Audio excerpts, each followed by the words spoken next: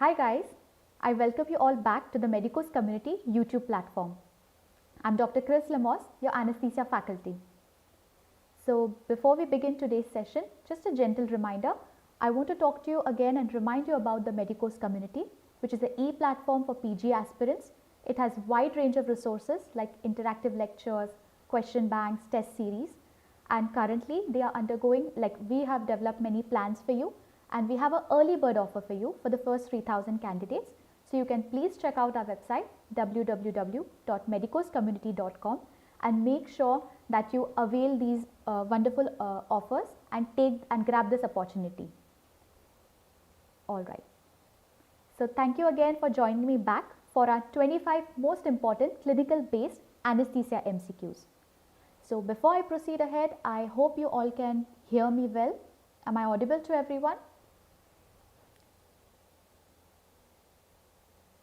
Please do let me know in the live chat box. You can just send me a thumbs up. All right. So we finished questions 1 to 13 day before yesterday, and today we are going to proceed ahead with question 14 to 25. All right. So please send me the answers in the chat box. I'll be having a look at it. If you have any queries or doubts, feel free to text me about it and I shall try and solve it then and there itself. Okay. All right. So let's begin today. Question 14. 30-year-old patient is posted for diagnostic hysterolaparoscopic surgery and gives previous history of nausea and vomiting after anesthesia. Which of the following drugs should be avoided? A. Dexamethasone, B. Ondansetron, C. Propofol, D. Morphine. So let's look at the question, the way it is framed again. 30-year-old patient who is currently going to be undergo hysterolaparoscopic procedure. So hysterolaparoscopic would be done in females to look at the uterus and the adjuvant structures, right? So it's a 30-year-old female and she has given previous history of nausea and vomiting. And which of the drugs should be avoided? Any volunteers for the answer?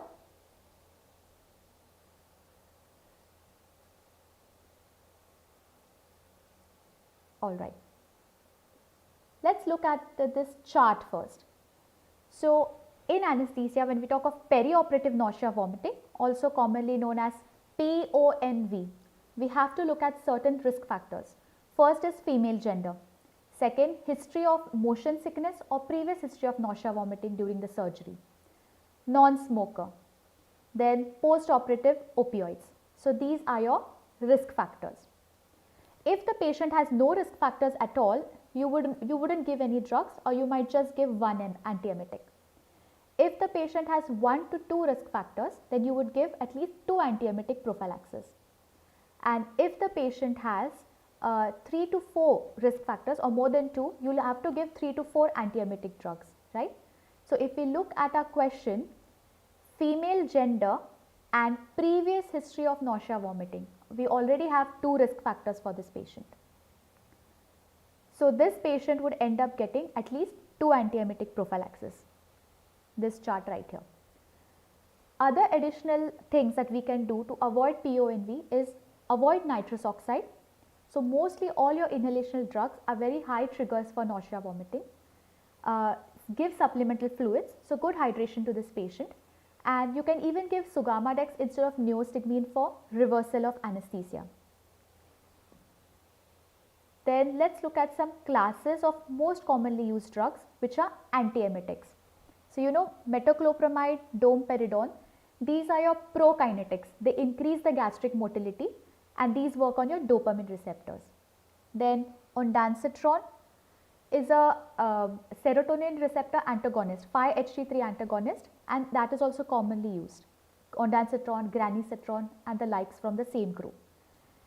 Then you have your atropine, hyoscine.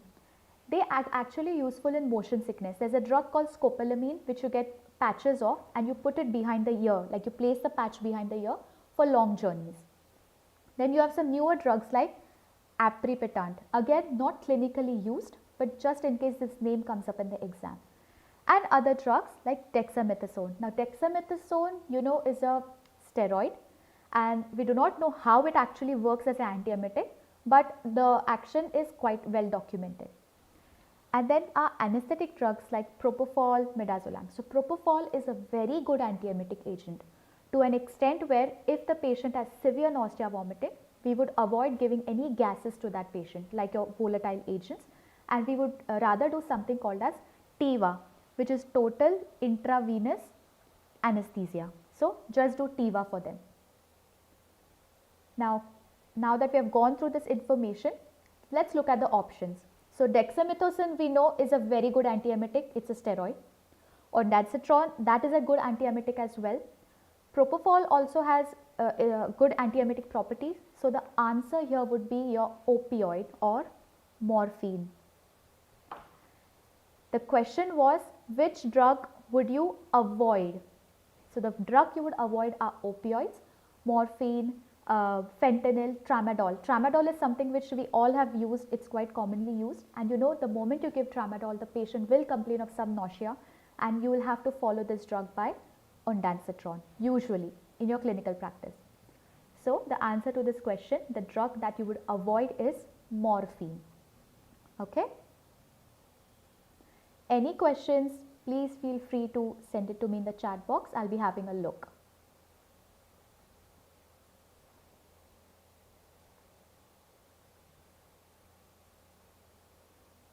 Okay. Let's move on to our next question, which is question number 15. While administering spinal anesthesia, the needle passes through all the structures except. So, when giving spinal anesthesia, needle is passing through all the structures except supraspinous ligament, B is anterior longitudinal ligament, C is ligamentum flavum, it's flavum, M, and D is interspinous ligament. So, what do you think is the correct answer here?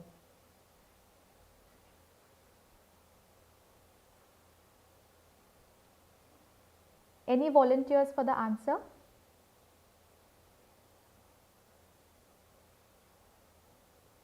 All right, let's have a look at this diagram. So, here this portion is your posterior portion, this is your anterior portion. The needle is usually put in through the back for spinal anesthesia. So, the first structure that you are going to pass is the skin, followed by subcutaneous tissue. Then comes your supraspinous ligament, the ligament which is above all your spinous processes. Then you come across your interspinous ligament, this ligament which connects your spinous processes together of the spine. And after interspinous ligament comes the red one, which is ligamentum flavum. Ligamentum flavum. Now, ligamentum flavum offers the most resistance to the needle, and when you pass through ligamentum flavum with your spinal needle, you actually get a feeling of give away or loss of resistance, and that is when you are sure that you have entered the right space, right? So, ligamentum flavum is the second last structure, and the last structure that you will pierce is your dura mater. Now, if you remember from your brain, you've got three layerings, pia mater, arachnoid, and then dura mater. Similarly, your spinal cord also has three coverings, pia mater, arachnoid, and dura. Now, when we talk about spinal anesthesia, you are actually placing the drug between pia mater and arachnoid mater, which is called as subarachnoid block. And when we talk of epidural anesthesia, we actually place the drug between two layers of the dura mater. So, we do not pierce the dura in epidural blocks. It's only for spinal that we go through the dura mater after and the arachnoid, and we place the drug there. So, if you look at the question and the options here, so the structures that we would pass, supraspinous ligament, yes. Do we pass something called as anterior longitudinal ligament? No, we haven't come across it. Ligamentum flavum, yes. Interspinous ligament, yes. So the answer here is anterior longitudinal ligament. Now where is this anterior longitudinal ligament? Is, sorry, just scroll past, I'm sorry for that.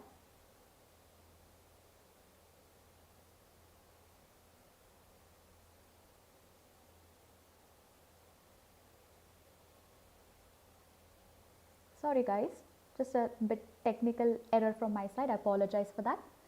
So anterior spinal longitudinal ligament is this ligament which actually connects your vertebral bodies anteriorly.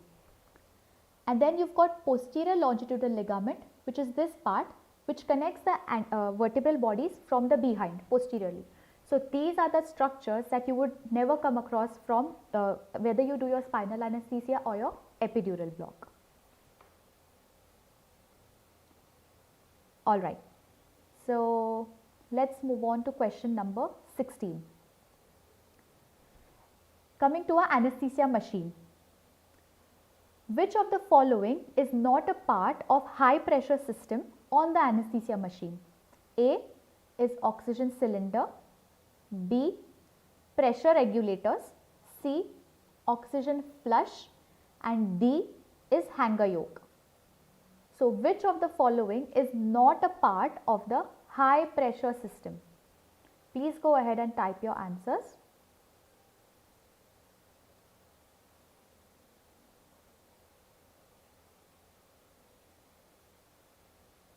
Alright, so let's look at the different parts of your anesthesia machine. So you know, in your anesthesia machine, you have to attach your gas supply. So the gases can be supplied either from the pipeline system or from the actual cylinders. And your anesthesia machine, the circuitry inside is divided in three parts, whether it's a high pressure system, intermediate pressure system, or low pressure system. Okay, so somebody has answered option B. So we'll just go through the explanation and see if it's right. So the way to remember this in exams, I know it's a lot, you might not be able to remember, but high pressure system has only 4 components and even the low pressure system has 5 components. So if you try and memorize those, everything else can be ruled out, right? So your high pressure system would have cylinders, hanger yoke. Hanger yoke or yoke hanger is something that the cylinders attach to get attached to the anesthesia machine. Then when your cylinder has a gas, you will have a pressure gauge on top to tell you how much gas is present, right? And then you have a pressure regulator. Regulator as in it reduces the pressure before it goes on to the patient, because it's very high pressure inside the cylinder that would damage the patient's lungs, right? So you've got cylinder, yoke hanger which connects cylinder to the machine, a pressure gauge which can help you see how much pressure is there in the cylinder, and a pressure regulator which reduces that pressure. Coming to your intermediate system, that is all to do with your pipeline. So you will have your pipeline connection, then this master switch with which you turn your anesthesia machine on and off. Your pressure indicators which will tell you how much is the pressure in each, in your cylinders, in your pipelines. Then for individually as well, how much is the oxygen pressure, how much is nitrous oxide pressure, how much is air pressure, right? Then you have oxygen failure devices. These devices will make sure that if your oxygen pressure reduces, all the other gases will get cut off. Because if you cannot supply oxygen to a patient, that machine is not going to let you supply nitrous oxide as well, because there's a high risk of hypoxia and even death. So in the newer machines, especially these devices are very, very important. Oxygen failure devices.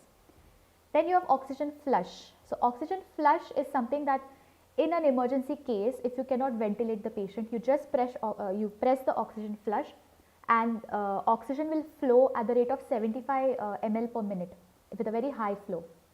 So this is a part of intermediate. Then you have to regulate your pressure further, right? So then you have your second stage pressure regulators, followed by the flow control valves and auxiliary oxygen flow meters, that is extra oxygen supply. If you want to just apply a normal Hudson mask to the patient or nasal cannula, you can apply it with your auxiliary flow meters. And then you have your low pressure. Before I talk about low pressure, let's have a look at this circuit. So everything in light blue color is your high pressure system. Everything in white is your intermediate pressure system. And then your gray is your low pressure system. So you see your cylinder attached by the yoke hanger, and then you have a pressure gauge and you have a pressure regulator. So 4 components of your high pressure system. Then comes your intermediate pressure system, which is your pipeline. Pipeline will also have a pressure gauge which will tell you how much is the pressure in your pipeline. This is your hypoxia failure or oxygen failure device. If the oxygen pressure, this grey part, reduces, nitrous oxide will also be cut off because they are both connected to each other, and the diaphragm senses on which side the pressure is less or more. Then all these gases will and this is your oxygen flush here. So if you press this button, it will directly bypass everything, get flow from your oxygen to the patient, right? All these gases ultimately lead up to here, the knobs of your flow meter. So up till there, everything else is your intermediate system. And then you have your low pressure. So low pressure is where pressure has now absolutely reduced. The desirable pressure that needs to be going to the patient, you have achieved that. So you will have your flow meters, you will have your vaporizers, and you will have your common gas outlet. Okay. Alright. So the low pressure system were your flow meters, anti-hypoxia devices. So this would be your a fuel cell which actually tells you how much FiO2 you are giving to the patient. So if there is no oxygen at all in the machine, that will come up as 0, right? So that will actually alert you to hypoxia. Vaporizers, unidirectional valves, making sure the flow is only going in one direction, and your common gas outlet. Now keeping in mind all of this, what do you think is the answer here? The only component which is not a part of your high pressure system is your oxygen flush, which is a part of your intermediate pressure system. Alright. Alright, so yeah, I do see somebody has answered option C, and yeah, that is correct.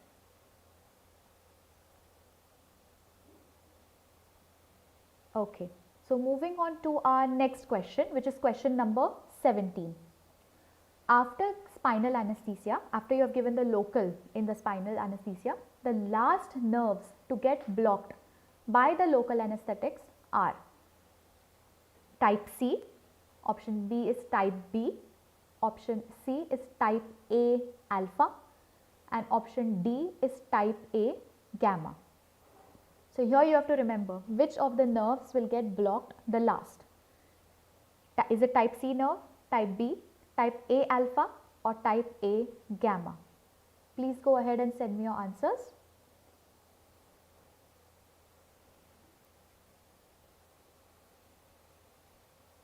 Alright. So first let us look at what is the classification of the nerves, right? I'm sure you have covered it in physiology as well. So that's your Erlanger and or your Gasser classification of nerve fibers, which divides them depending on the size of the fibers, the myelination that it has, and so size and the velocity, the speed with which nerve conduction occurs, right? So from top to bottom, the size of your fibers will reduce, and the only fibers which are not myelinated are your type C. Only type C nerves are not myelinated, rest all are myelinated. And when you go to the bottom from A alpha, A beta, gamma, delta, B, C, the size of fiber reduces, and as the size reduces, the velocity also drastically reduces. Okay. So type A is mainly your motor nerves, A alpha. A beta are for your cutaneous touch and pressure. A gamma is again to the motor muscle spindle. Delta is cutaneous temperature and your pain fibers. Then B fibers are your sympathetic fibers, and type C fibers are for your pain, right? So out of which have the least affinity for local? Alright. So your answer would be A alpha, right? So the first fibers to get blocked after spinal are your B fibers, right? And what were B fibers for? They were for your sympathetic, autonomic system, right? So it's the sequence of blockade is B, C and A. Now remember here they have given two A delta, A alpha as well. So the proper sequence is B followed by C followed by A delta, A gamma, A beta and last is your A alpha. So your motor fibers get blocked at the very end, right? So here the answer would be the last nerves to get blocked after spinal are A alpha fibers. Alright. So if you want to just take a quick note of this, I'll just pause on this slide for a bit.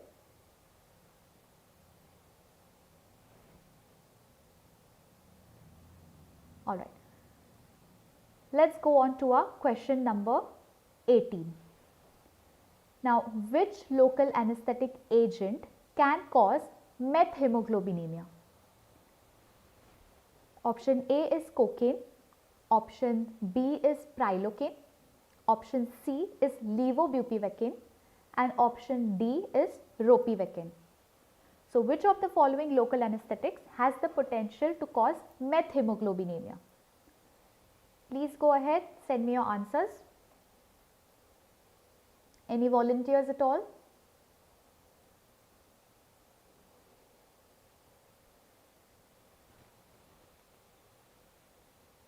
Alright. So, here the correct answer is prilocaine. Now, where do you think is prilocaine used? So, prilocaine in the western countries is used in daycare anesthesia to give spinal because it's a very short acting drug. But here in our scenario in India, where prilocaine would be used in your EMLA cream, you know the local anesthetic cream, eutectic mixture which has 50% prilocaine and 50% lignocaine. So what prilocaine does is when it gets metabolized in the liver, it gets converted to O-toluidine. Now this O-toluidine has the potential to bind to hemoglobin and it oxidizes the ferric ion. The ferrous ion. So ferrous ion Fe2 plus gets converted to ferric ion Fe3 plus and that causes the development of methemoglobinemia. Okay. Now this methemoglobinemia, why is it not good? Because it reduces the oxygen carrying capacity. So due to this oxidation, that hemoglobin now is no longer capable of carrying oxygen, right?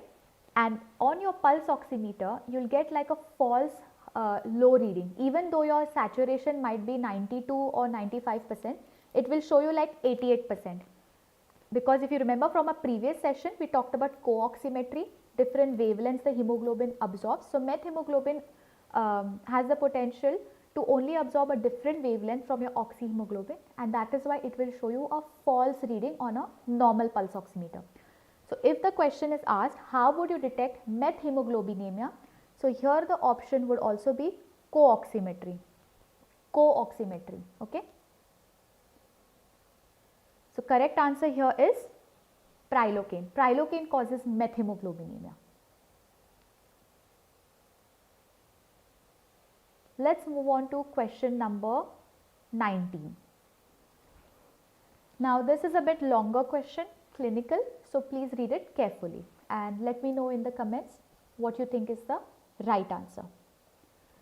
8-year female patient has undergone tonsillectomy 4 hours ago, right? The surgery has been done 4 hours ago and she received succinylcholine for intubation.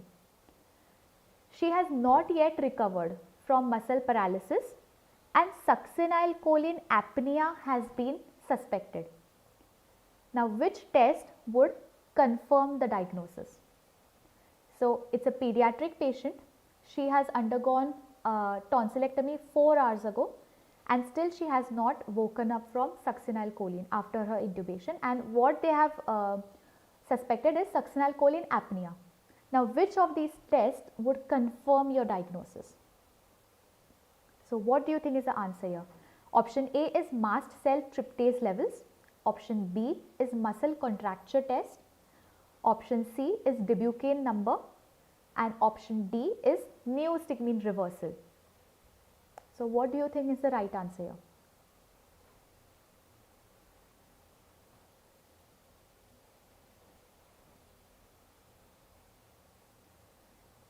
Anyone at all? Okay. Let's look at what is Debukane number. Now Debukane sounds like bupivacaine, ropivacaine, right? So Debukane is a local anesthetic, which is a amide. Debukane has a special quality that it will inhibit plasma cholinesterase. Now plasma cholinesterase is the enzyme which actually metabolizes your succinylcholine, and it's the normal form, plasma cholinesterase. So Debukane inhibits plasma cholinesterase. So if you have like 100 units of plasma cholinesterase in the blood and I give Debukane, it is going to bind to these 100 units and cause inhibition of this, right? So Debukane that is bound to plasma cholinesterase and that will be present in the blood would be what? 100, all 100 units. So in similarly, when we talk of Debukane number, it is the percentage of plasma cholinesterase activity which is inhibited by Debukane. Either it can be 80% inhibition or 100%. But for Debukane to actually go and inhibit, that normal plasma cholinesterase should be present in the blood, right? Only then it is available for Debukane to bind it and inhibit it. So in a normal patient, if I do a Debukane number, that it is going to be 70 to 80, right? Now what happens in choline apnea? So choline apnea, yes, Dhruv has answered C, which is absolutely right. So in choline apnea, what happens is your normal plasma cholinesterase enzyme is reduced, or it's not present only in certain individuals who have a very severe deficiency of it. So when Debukane is given, how will it bind the enzyme? It is not going to bind because that normal enzyme is not present, so your Debukane number will be quite reduced. And depending on how severe your defect is, it can vary from 70, 50, 60 to even 20. So Debukane number, when somebody asks you what is Debukane number, it is given as a percentage, okay, and it will tell you how much plasma cholinesterase, normal plasma cholinesterase is present in the blood and which has been inhibited by your Debukane, the local anesthetic, okay. Now what exactly is choline apnea? So choline apnea, as we said, because normal enzyme to metabolize choline is not present, that is why the duration of action of choline has increased. How would you treat or support this patient? First of all, patient is paralyzed, nothing is helping reverse the paralysis at this point. So continue mechanical ventilation, continue the patient on ventilator, keep the patient in ICU. What you can do is, you can administer fresh frozen plasma to the patient. Now fresh frozen plasma will have, is plasma taken from normal healthy individuals, right? So it is going to have your plasma cholinesterase enzyme present in it. So at least some of this enzyme can go into the patient and start metabolizing the choline. And the rest is supportive management. Wait and watch. Wait for that choline to get worn off from the body, and then just support the patient with mechanical ventilation, support the heart rate, blood pressure, and so on. Now which patients are at risk of having choline apnea? So of course patients with genetic problems who have the enzyme deficiency. Apart from that, in pregnancy, in liver diseases, some of the drugs, and in thyrotoxicosis, physiologically the level of plasma cholinesterase enzyme will be reduced. And in these group of patients, you should avoid giving succinylcholine, right? So coming back to the question, for diagnosing succinylcholine apnea, the test of choice is Debukane number. Now what are these other tests? Mast cell tryptase levels, you do it when the patient has anaphylaxis. Because mast cell tryptase, there is a generalized release of mast cells from the body. It's like an acute reaction to a foreign body, right? So mast cell tryptase is done for anaphylaxis, to confirm the diagnosis of anaphylaxis. Muscle contracture test is for MH, malignant hyperthermia. If a patient has had a reaction like malignant hyperthermia and you're not sure, ask the patient to undergo muscle biopsy and that will confirm, right? And then neostigmine reversal is generally given for your after muscle paralysis, or it is even tried and tested for myasthenia gravis patients. Okay, so answer here is Debukine number. Moving on to our next question. What are the predictors of difficult intubation except? So, following all other predictors of difficult intubation or laryngoscopy except short neck, option B, small mouth opening, option C, Malampatti grade 2, option D, buck teeth. So, what do you think from these options will tell you that this patient is going to have a difficult intubation or a difficult laryngoscopy? Short neck, small mouth opening, Malampatti 2 or buck teeth? Yes, yes. So, that's a correct option on the chat here, which is option C, Malampatti 2. Very good. Let's have a look at what would be the predictors of difficult laryngoscopy. So, if there is a small mouth opening, large upper incisors, also called as buck teeth, large upper incisors, unable to protrude lower jaw above your upper jaw, that as well. Malampatti 3 or 4 will tell you that airway is going to be difficult. Short neck, high arched palate, restricted neck movements, and if your thyromental distance is less than 6.5. Thyromental is which you measure here. Okay. So, out of these, the option that we see here is short neck, yes, it is a predictor. Small mouth opening, yes. Malampatti 2, no. So, Malampatti 3 or more, like 3 or 4, that will tell you that the patient would have a difficult intubation. And buck teeth are long incisors. So, they are at risk of breaking, and then they will also prevent your laryngoscopy blade from going in, right. So, the correct option here would be Malampatti 2. Similarly, predictors for difficult mask ventilation. If you are not able to keep the mask on patient's face, that would be because there is a beard present or teeth are absent. So, the jaw does not have its proper configuration or the conformity. If the patient is quite obese, if patient has obstructive sleep apnea, so they will have their tongue and soft tissues restricting ventilation. Malampatti 3 or 4 again.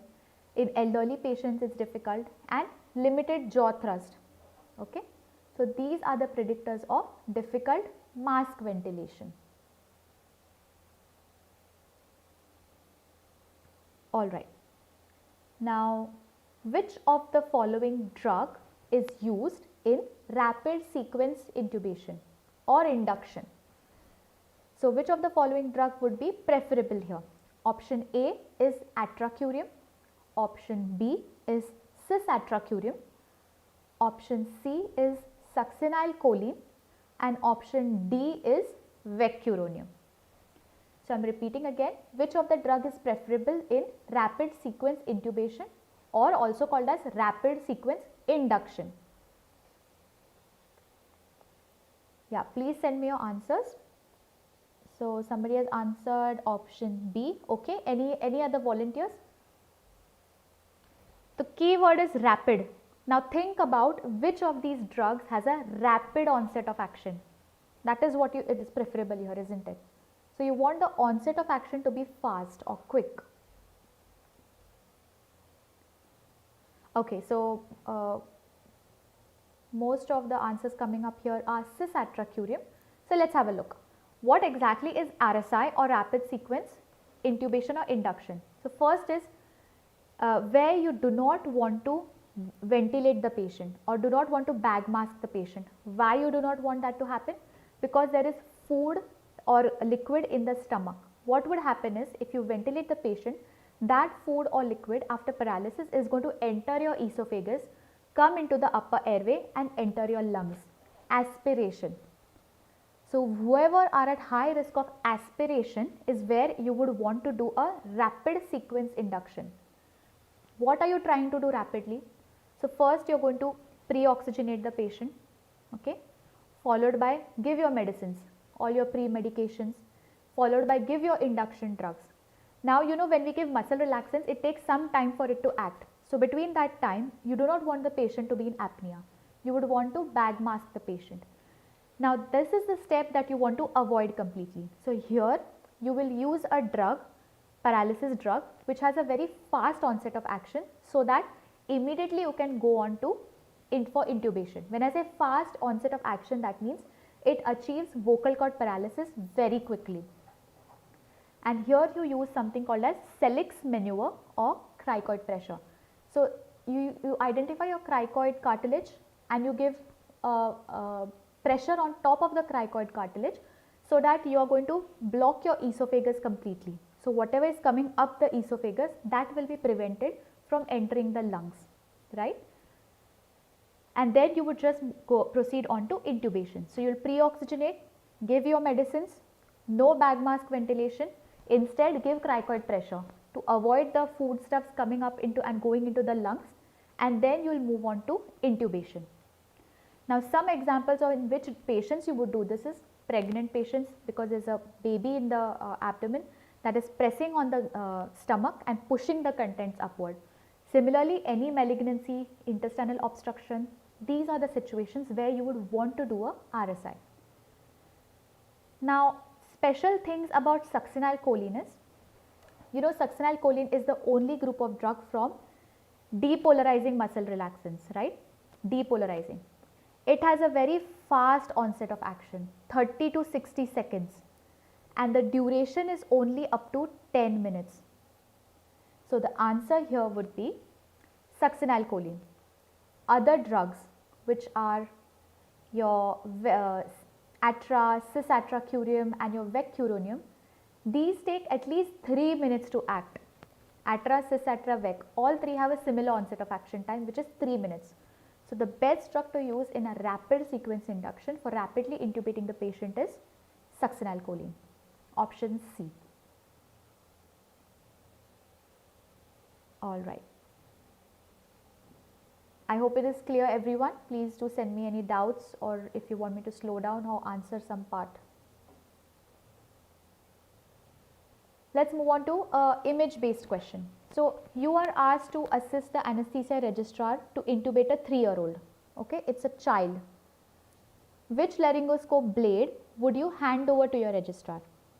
So is it McIntosh blade, Miller blade, McCoy or Polio? McIntosh, Miller, McCoy or Polio blade. So which blade is preferred in a pediatric patient? Any answers?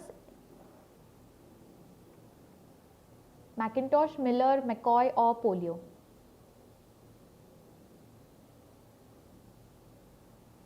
Alright, so let's look at these pictures here. So Miller blade is a straight blade and it is usually passed under the epiglottis. So you lift the epiglottis along with your blade, and this is the blade of choice in children. Straight blade, Miller.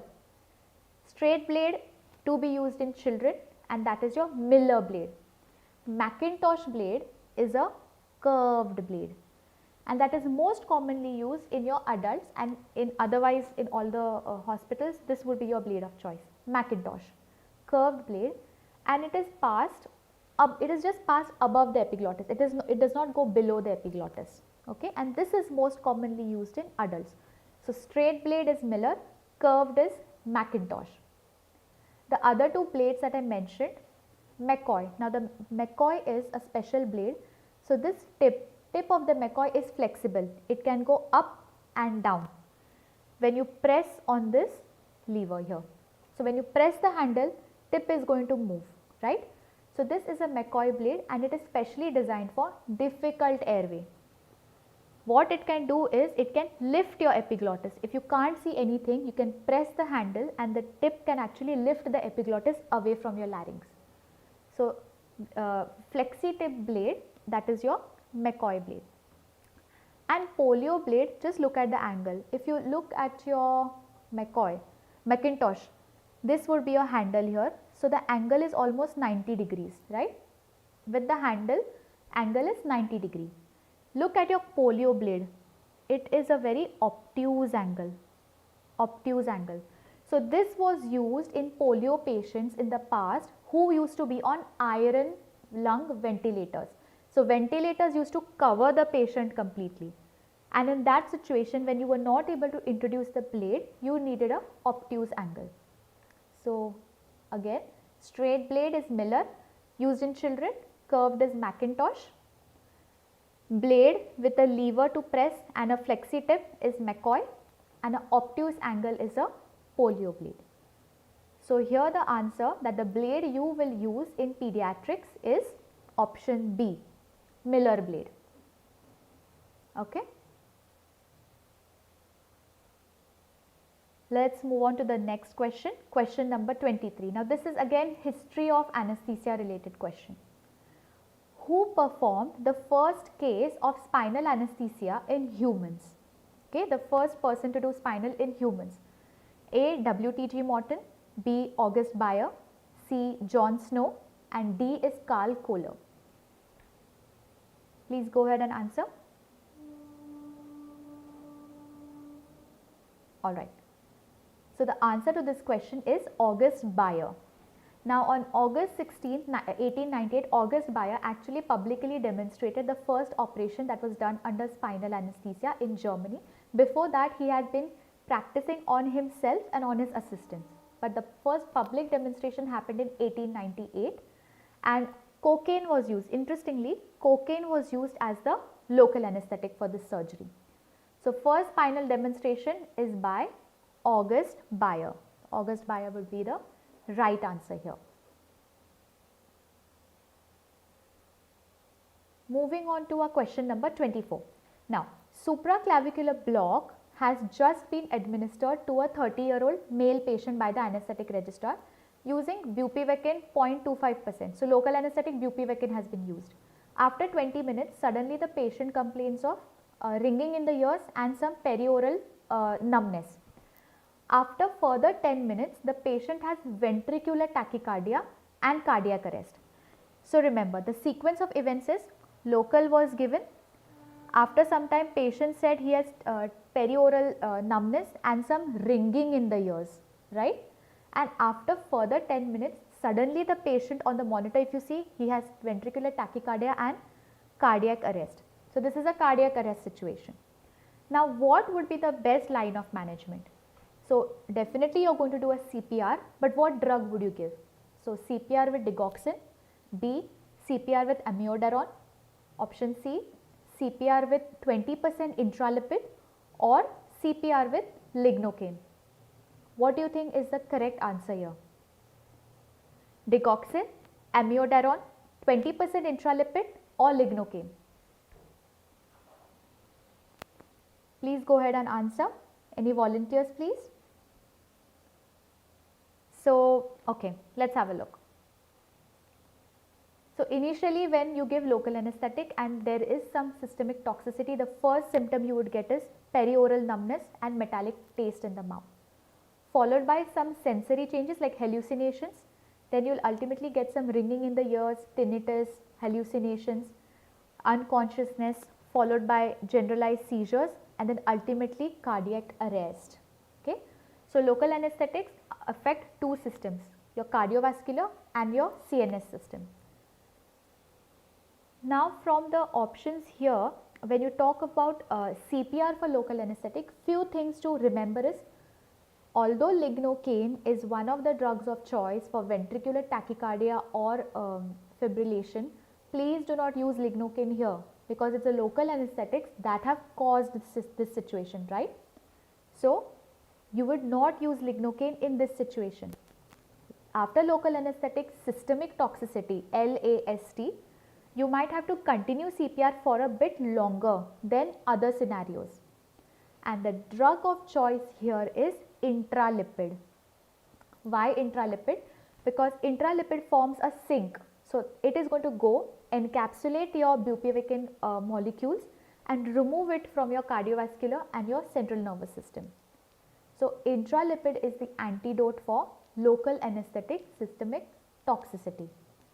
Coming to your other options, amiodarone, yes, you can use it, but it will only try and sort of sort out your arrhythmia at that point. Your patient is still in cardiac arrest until and unless those bupivacaine molecules which have gone and blocked your ion channels in the heart have been, so that the bupivacaine has been removed from those ion channels, right? Lignocaine, absolutely not, because it will worsen the toxicity. Digoxin is generally for atrial fibrillation.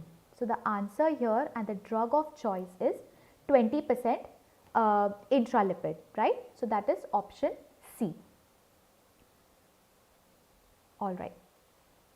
Any questions at all?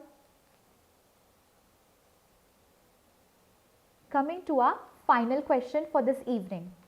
So 25, question number 25. A 20-year-old female is scheduled for appendectomy and is very anxious regarding awareness under the effect of anesthesia. Now she has asked if you could monitor during her surgery just to make sure that she is not going to be aware. Now which is the device most commonly used for this purpose? So 20-year-old female is very anxious about awareness under anesthesia, and she wants to know if there is any monitor or device you could use which could prevent this from happening. Is it A, entropy, B, peripheral nerve stimulator, C, bispectral index monitor, or D, which is your provoked lower esophageal contractility? What do you think is the right answer here? Okay, I am getting an option B, peripheral nerve stimulator. All right. Any other volunteers at all? Okay. Now, awareness under anesthesia is under anesthesia patient is asleep. The patient is going to be paralyzed, right? If I want to check paralysis, I have a monitor which is the peripheral nerve stimulator. Now that will tell me how much is the effect of my muscle relaxants in this patient, right? So peripheral nerve stimulator is to know your neuromuscular blockade, how much neuromuscular blockade is going on. So this will not tell me if my patient is asleep and properly asleep or not, like in a good depth.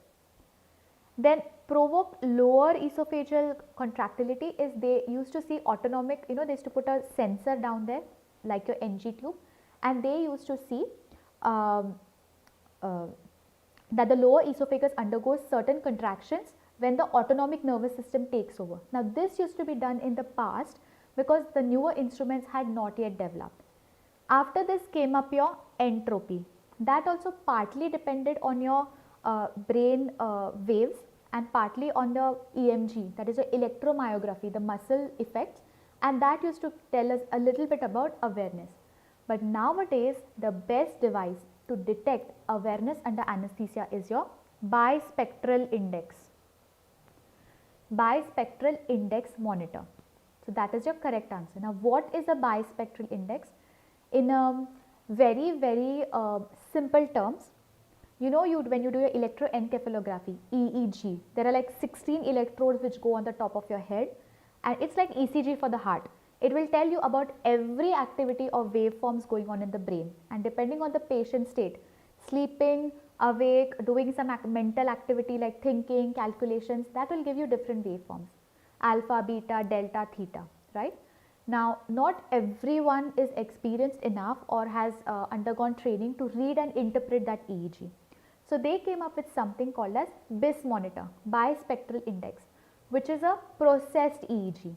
Processed as in it takes into consideration all these EEG waveforms. They have simplified the algorithm and it just gives you a number. And now the number is 60 to 80 or 40 to, sorry, this is not visible here, but the numbers that it would give you is from 0 to 100. So you are looking at two planes of anesthesia, either 60 to 80 or 40 to 60.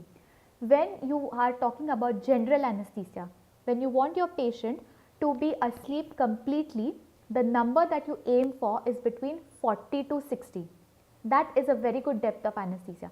If my number is 40 to 60, I'll be very sure that my patient is asleep in a good plane of anesthesia and is not going to recall anything after the operation, that the brain activity has completely slowed down. If I'm just doing a sedation, like just a little bit of sedation, just trying to keep the patient free from anxiety, I would aim for a number which would be 60 to 80. So I would keep the patient in a bit lighter plane. So quickly I'll tell you. Here you see the electrodes. So these electrodes go on top of the forehead. These electrodes are connected to a monitor. If they are properly applied, they will give you a BIS number. And what we are trying to see is, we are trying to keep the patient between 40 to 60, like in a proper asleep format for a general anesthesia. Okay. So correct answer here is, the best device used nowadays to detect awareness is BIS, bispectral index monitor. So this is your correct answer. Alright guys, these are some other things. You can even check it clinically. You can check the heart rate, blood pressure, pupils. You know, if there's even tearing happening, that means the patient is not in a good depth of anesthesia. Olden days they used to do other things like skin conductance changes, isolated forearm technique. But for our exam, what we want to remember is the bispectral index, the BIS index, which is the only device that is currently used. Okay. I hope I have answered all your queries, and I thank you very much. Thank you everyone for joining this session. Whoever joined us in the mid of the session, after this you can go and see the recording and see the previous questions as well. And I wish you all the very best for your exams, and please do keep checking our platform for some new content which will be very helpful to you for your exams.